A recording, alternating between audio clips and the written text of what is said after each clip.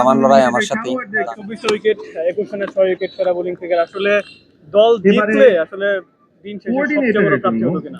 না, অবশ্যই এটা 24টা উইকেট হয়েছে, আমরা থার্ড পজিশনে হয়েছে, আসলে কোনো কিছু না, এটা আমার ব্যক্তিগত একটা অর্জন হয়েছে আলহামদুলিল্লাহ। সোফার ইনজুরির পরে এটা আমার জন্য খুবই ইম্পর্টেন্ট ছিল। বাট সবচেয়ে বেশি খুশি হইতাম যদি মনে করেন যে আমাদের দলের রেজাল্ট আজকে অন্যরকম হইতো। তো ওভারঅল আমি সবসময় দলের জন্যই খেলি, নিজেকে সবসময় চেষ্টা করি একটা ডট বলে দেওয়া হইলো যেন দলকে জিতাইতে পারি। সো দল জিতলে অনেক বেশি ভালো লাগে। বিশাল বড় একটা অবদান ছিল।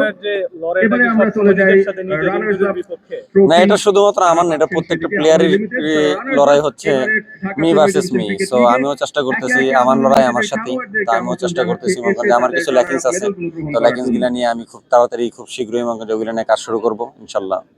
আদেশের আসলে প্রত্যেকটা টুর্নামেন্টে ভালো যায়, একবার বিপিএল ভালো গেল, শ্রীলঙ্কার বিপক্ষে ধরার সুযোগ পাইলেন, ইঞ্জুরিতে আবার ঠিকতে গেলেন, ঢাকা লিগটা ভালো গেছে, সামনে হয়তো আবার সুখবর আসবে। তো আসলে ইঞ্জুরি তো কারো হাতে নাই, তো কি মনে হয়, নিজেকে একটু কি হতভাগা মনে হয়? না, হতভাগা আসলে ওরকম কিছু না, হয়তো বা ইঞ্জুরি, এটা আসলে কখন কি হয় এটা বলা যায় না। বাট আমি নিজেকে সবসময় প্রস্তুত রাখি যে আমি যে কোনো সময় কামব্যাক করতে পারবো, যেন ভালো করার চেষ্টা করি সবসময়। তো হতভাগার কোনো কিছু নেই, এবার ভালোভাবে চেষ্টা করতেছি, ভালো রিহাব করতেছি, ইনশাল্লাহ সামনে ভালো কিছু হবে।